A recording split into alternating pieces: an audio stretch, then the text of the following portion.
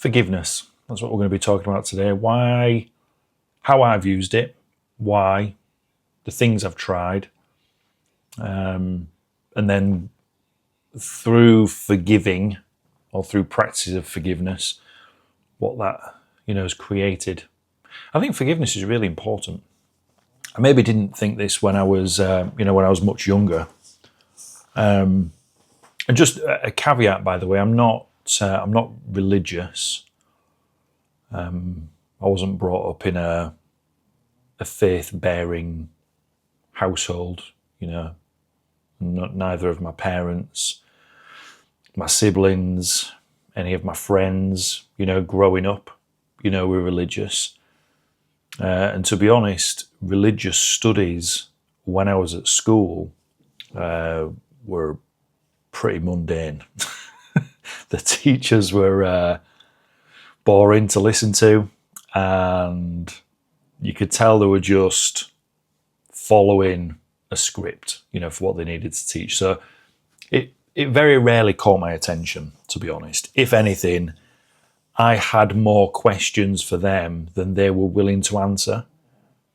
But the second caveat, I guess, is my mother did bring me up to respect other people's opinions and views and ways about, or how people go about their lives. That is true. So how did I stumble across, forgiveness? Well, I guess I would label myself as a curious cat. I've definitely used that phrase, a lot over the years. And I didn't get into a position of where I wanted to learn about, the outside world, outside of, the small towns and, villages that I grew up in, until I'd left school and I had, I don't know what it was. I wasn't ready to just sit at a desk when I was younger. And I would take a guess that a lot of people, feel like that. But, once I got into my late teens and early 20s, I wanted to learn everything. And I still very much feel in that seat now. I'm a little bit more select. I guess you probably could have categorized me as a bit of a polymath, or a budding polymath, when I was in my late teens and my early 20s. And anyway, religion, caught my attention because I just wanted to understand more about it. And you see, when I joined the military, religion was sort of given to you as an option to learn about, and you could go off to speak to particular people if you had problems and things like this. And anyway, I started learning about religion. And it's funny, actually, just going back to school days, before we get into the forgiveness thing, I remember there being a lot of racism, at the school I was in. There's like those scenes in movies of where, there's someone getting bullied and there's a few people and there's then that one person who's kind of like watching on, not knowing what to do or what to say. And then sometimes that character gets involved passively or whatever. And there's a lot of that went on at the school I was at. I remember, one of the girls, she was called Doa. I think she was Sikh. I think that was her religion. And she used to get called all sorts of horrible names and have her headpiece pulled out, and things like this. And I just remember when I started to look at Sikhism. I'm sure you guys can correct me if I butcher any of this, and I'm not doing it on purpose. You can re-educate me, some of this stuff.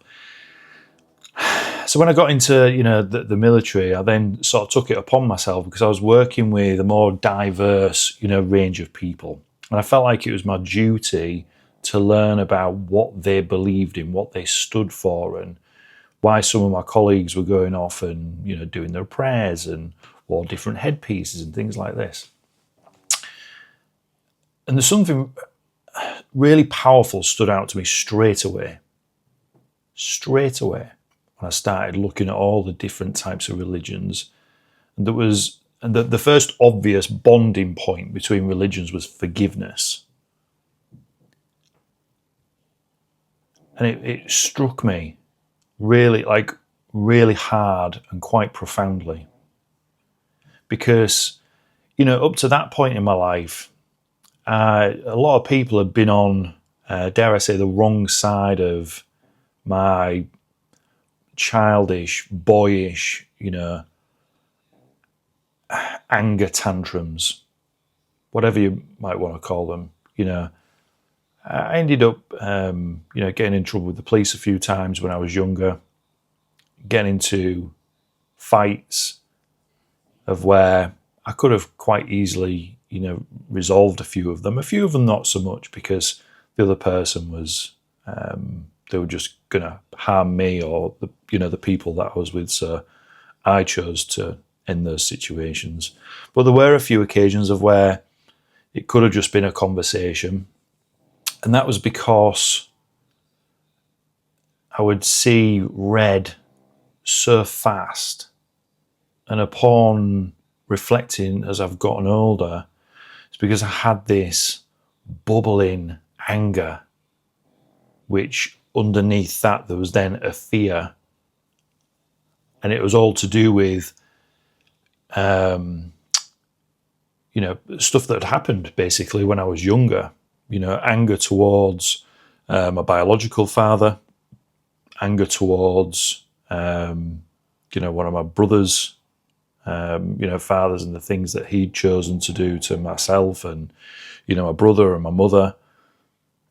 So, you know, upon this realization of forgiveness, it was, for me personally, really powerful. Really, really powerful. So I lent into it. I lent into it quite aggressively because I realized, you know, on the other side of, you know, forgiving someone, whether it's self or somebody or a situation or whatever it might be, there was this degree of freeness, you know, freedom. Freeness sounds right in there.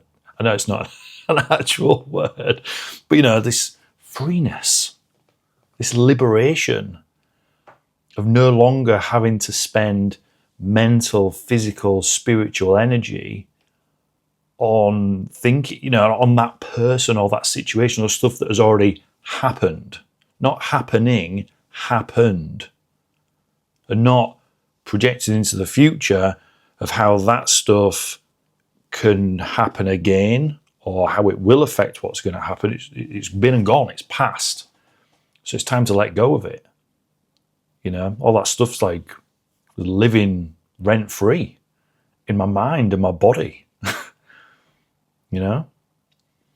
So that's my perspective on forgiveness. You know, and how it came about. So it was this, you know, light studying of religion, and I started to see the implications that it was having on other people, like the outcomes, the positive, you know, things. So I started, you know, trying some stuff myself. There's a few different ways, a few different things that I tried over the years. All were effective as far as I'm concerned. And I think depending on, you know, the situation, the person, or whatever happened for you, is a good way to sort of rephrase it. I think there can be layers, you know, to forgiveness. And I through my own experience, I truly believe you have to put repetitions into forgiveness. It becomes like a practice. It becomes a mantra. And I can see why it is a cornerstone or a pillar of religion, because religion, again, is a practice of repetition, you know, and going back to the same place, almost like a state of meditation, you know, to feel a certain way about something, you know, outside of yourself. And that's what I started doing, you know, books. And books would point in the same direction, you know, of the things that I tried myself. So to go through a few, you know, different examples, you know, one of the things that I've done, and even up to, you know, recent times, is write a letter. So it might be addressed, you know, to myself or to a person. And it's like relinquishing self or person from what happened and creating forgiveness. And then, well, you can then do a couple of things. So this is just my own takes. It's not me telling you what to do. This is me just sharing, and then this might be useful. You can set that letter on fire and almost do like a mini ceremony. You can just keep that letter and put it away, and then pull it out and then get rid of it, or just keep a hold of it for as long as you like. There's no sort of rules around this. So writing a letter, is a really good one. If if it's possible, one of the things I've done is also call that person. I mean, that's a little bit more of a volatile situation. At least that's what I experienced. You catch that other person off guard, and they're maybe not expecting you to forgive them. Maybe they didn't even feel like you needed to forgive them in the first place. That's always an interesting one. But that's where there's another word or another sort of mindset shift needs to come in my opinion, is expectation. You need to let go of expectation if you choose to. Say if you wrote a letter and you sent it to somebody, or you phoned that person, or you went to see them and you presented this information, there needs to be an expectation that, number one, even if you just burn the letter and it's got nothing to do with that person, that you're not going to feel any different.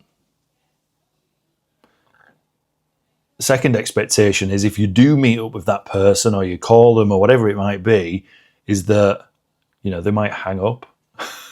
They might actually get pretty upset about the situation, and then they might just go, well, cool, okay, as long as you feel better, that's all that matters. Because that happens genuinely when I've heard friends and people we've worked with that have done that. They've come back and given feedback, and I'm like, well, that's where you just need to let go. And that is a part of the sort of forgiveness trap, I guess, is, well, if I declare my forgiveness for someone or for something, then they need to take my forgiveness seriously. No, that's not how it works, at least in my opinion.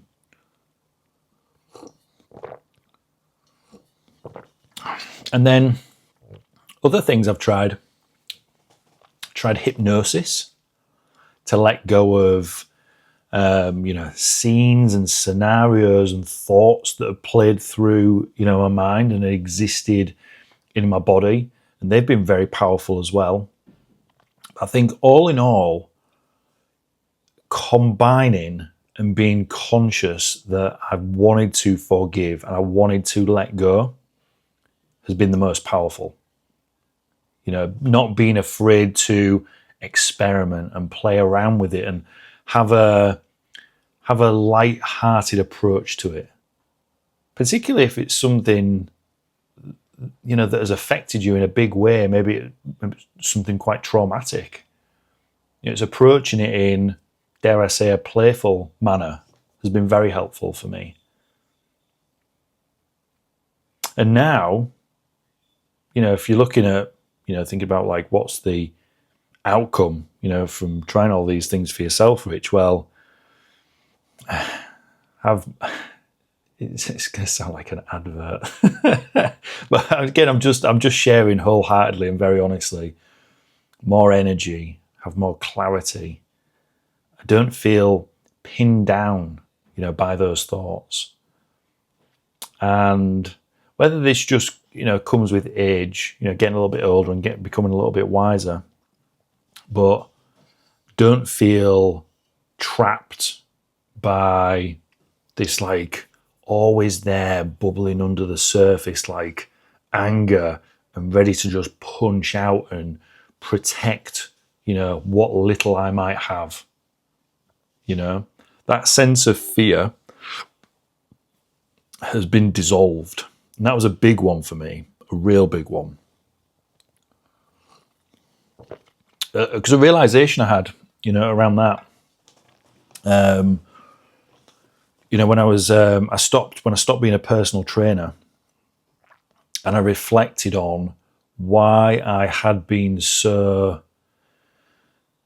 intense with wanting to look a certain way, not even just chasing health so much. It was extremely healthy, great resting heart rate, my blood work fantastic, but also the look and the aesthetic. It was a fear that was driven by past events of, if I looked a certain way, then I wouldn't be messed with.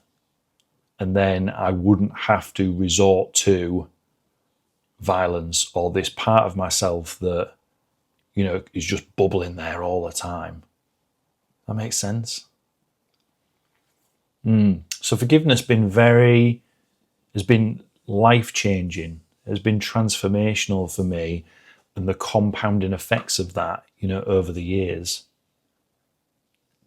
And what I found really useful with forgiveness is to look back through like a historic lens and just keep going back through the years and just looking at there might be little moments, there might be big things, it might be, friendships, relationships, and just knocking one of those off at a time, just letting go.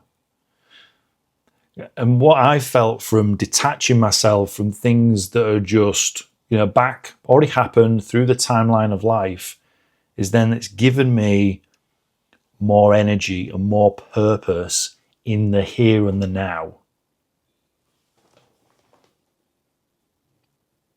I found it transformational.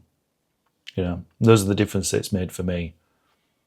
And I often encourage people, that I work with to just explore this, And I caveated at the beginning, I first started that, I'm not religious and I wasn't brought up in a religious household. I think sometimes people, can view, forgiveness as, been like a religious practice. I don't think it is from my own experience. I think it's a super useful tool. That's all I've got to say on it. See you soon.